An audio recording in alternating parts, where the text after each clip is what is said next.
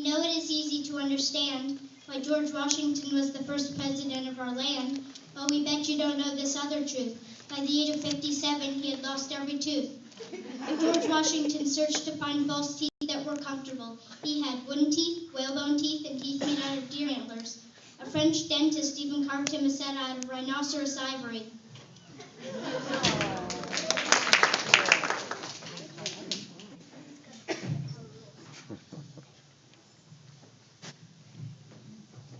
John Adams, 1797 to 1801. You just may know that Adams was the first to reside at our famous White House with Abigail beside. But we would like to tell you another fact. He had the longest lifespan, 90 to be exact.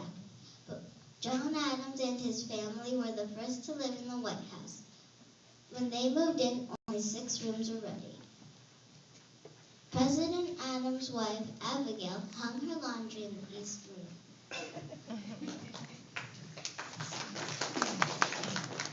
Thomas Jefferson, 1801 to 1809. Sure, he wrote the Declaration of Independence, and yes, he has the most living descendants, but we wonder if you know this simple little thing. He kept a mockingbird in his study just to hear it sing. Thomas Jefferson's pet bird rode on his shoulder and hopped along behind him. The bird even learned how to take food from President Jefferson's lips.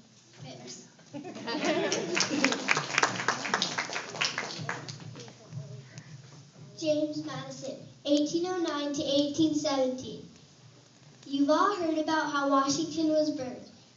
They thought we had a lesson to be there, but you bet they didn't do that before they did it.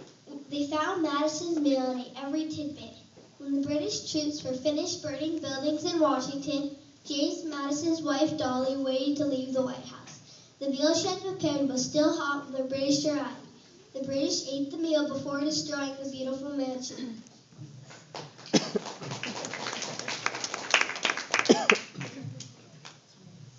James Monroe, 1817 to 1825. You know that the Monroe Doctrine clearly states that countries should have their own faiths, but we bet you don't know that he did some things wrong. He chased the secretary out of the White House with fire tongs.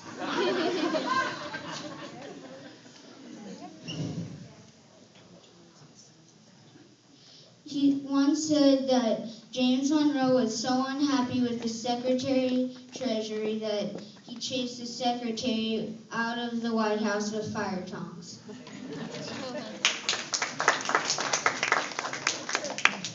John Quincy Adams, 1825 to 1829.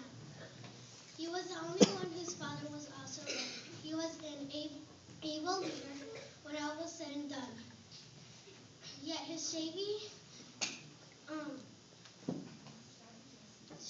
dressing drove designers to tears. He wore the very same hat over 10 years. Something else you might well know, he was the only president who was a published poet.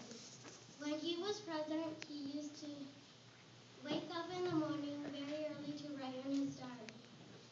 Some very warm mornings he used to sneak down to the river to swim.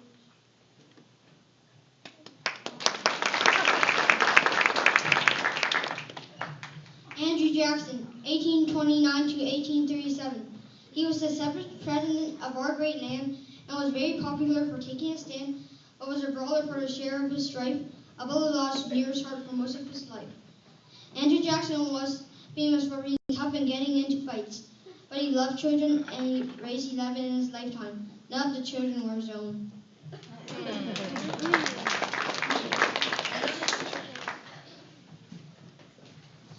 Martin Van Buren, 1837 to 1841. Van Buren hired a chef from London. In style, Van Buren had a fancy approach, with cologne and porcelain and a fancy coach. And every day his agenda would include a chef from London to prepare his food. Martin Van Buren hired a chef from London, ate his dinner on the finest china, and used golden spoons.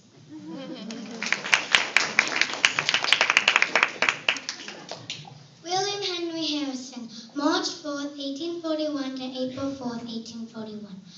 It is very sad that Harrison's days were done, after they had numbered only 31. On inaugural day, he took a horse fight, and from the dampness and cold got sick and died.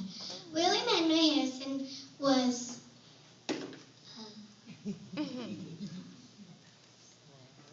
the first president to die in office. His wife Anna and his 10 children never had a chance to live at the White House in Washington.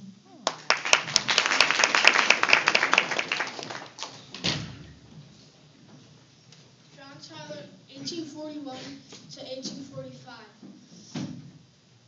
Historians think Tyler was a pretty good man. He helped settlers go west to develop the land, and over his private life he would glean. And we tell that for children he had 15. It is said that John Tyler had the most children of any U.S. president. It is said that Tyler was playing marbles with his children when he learned who was president.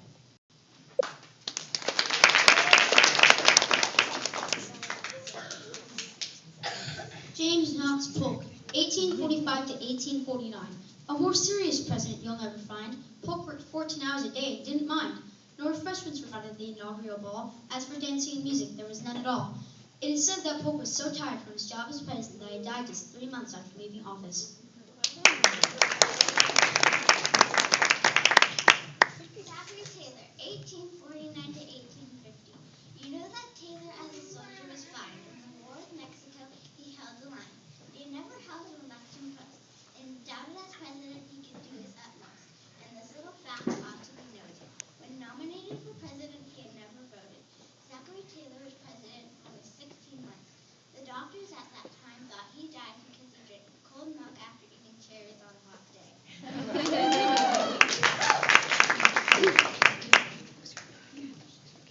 Millard Fillmore is a name not known among men. And people ask he was president when, but he found many important things to do. He bought the first White House stove and bathtub too. Millard Fillmore's cook couldn't figure out how the new stove worked at the White House, so he never used it. President Fillmore had to go down to the patent office to learn how to use it, and then went back to teach the cook.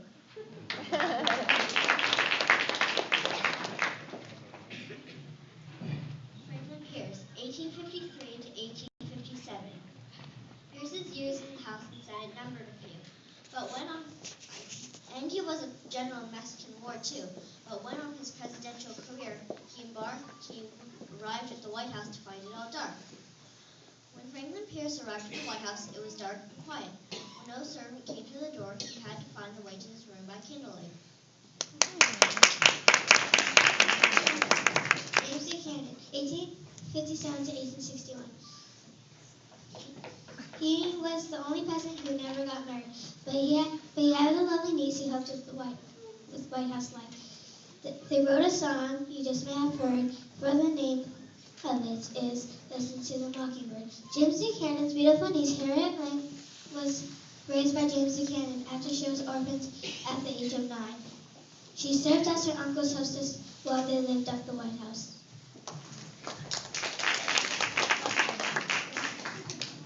Abraham Lincoln, 1861 to 1865. A beloved president who fought against slavery, we remember him for both of his love and bravery. There's something else that's worth a mention. When elected president, he lost 8 elections. Abraham Lincoln didn't like to wear gloves. When his wife Mary gave him a pair of gloves, he shoved it into his pockets. One time he found 7 pairs all stuffed in his pockets.